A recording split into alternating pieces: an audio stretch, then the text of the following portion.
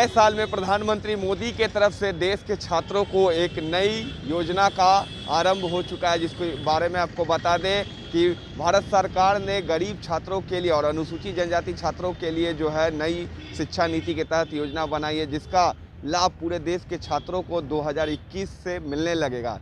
इसको लेकर आज पटना में भी बीजेपी कार्यालय में एक प्रेस वार्ता की गई, जिसमें कि अनुसूचित जाति मोर्चा के अध्यक्ष अजीत चौधरी के द्वारा ये प्रेस वार्ता की गई, जिसमें कि साफ तौर से बताया गया है कि अब इस योजना के बाद जो बजट 1100 करोड़ का था बिहार के अनुसूचित जनजाति छात्रों के लिए, अब वो बजट 6000 करोड़ का हो गया है और इसका लाभ बिहार के लगभग तमाम अनुसूचित जनजाति छात्र उठा सकेंगे और साथ ही साथ देश भर में इस योजना का लाभ तमाम देश के छात्र उठा सकेंगे। क्या कुछ कह रहे हैं अजीत चौधरी, आप सुनिए। लगभग 1,36,00,000 विद्यार्थियों को, जो ऐसे छूटे हुए विद्यार्थी हैं जो कहीं ना कहीं 10th के बाद पैसे के अभाव में वो अपनी पढ़ाई पूरी नहीं कर सके, उच्च शिक्षा ग्रहण नहीं कर सके, तो इन लोगों का मदद देने के लिए भारत सरकार ने अपने छात्रवृत्ति में बड़ा एक जो है वृद्धि किया है, ऐतिहासिक वृद्धि की है। हमारे अभी बड़े भाई साहब ने बताया कि जो अब तक पिछले वर्षों में जो होता रहा है, पिछले कालों में जो हुआ है, छात्रवृत्ति जो केंद्र सरकार का जो अंश था वो लगभग 1100 करोड़ रुपए था, 1100 करोड़ रुपए। लेकिन इस बार अपने देश के यशस्वी प्रधानमंत्री ने इस 1100 करोड़ को सालाना बढ़ा करके 6000 करोड़ कर दिया। कहां 1100 करोड़ और कहां 6000 करोड़, ये सोचिए कि कितना बड़ा कदम है। और टोटल जो 5 सालों में जो अंश आएगा, जो खर्च होगा, लगभग 59,048 करोड़ रुपए छात्रवृत्ति में खर्च होने वाले। और इसमें जो बड़ा हिस्सा है, अब तक इतनी बड़ा हिस्सा केंद्र का 60% का जो हिस्सा कभी नहीं हुआ करता था, जो इस बार 60% हिस्सा केंद्र सरकार ने जारी किया है। और ये जो हिस्सा है वो है 35,554 करोड़ रुपए भारत सरकार का हिस्सा है।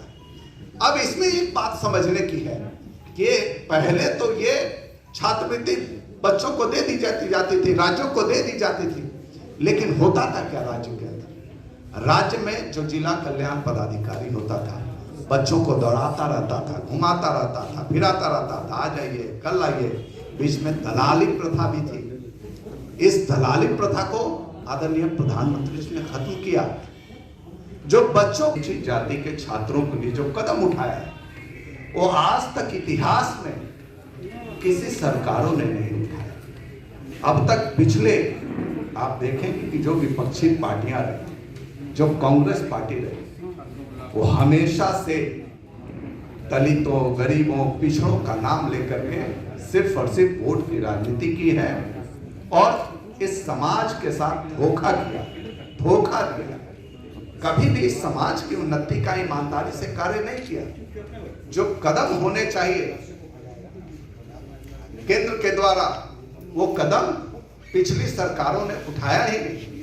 आप देखिए अभी जो भारत सरकार और आदरणीय नरेंद्र मोदी जी के नेतृत्व में जो पोस्ट मैट्रिक के बाद की जो छात्रवृत्ति, उच्च शिक्षा और मैट्रिक के बाद के शिक्षा के लिए जो छात्रवृत्ति बच्चों को दी जाती है, ये एक बहुत बड़ा कदम है।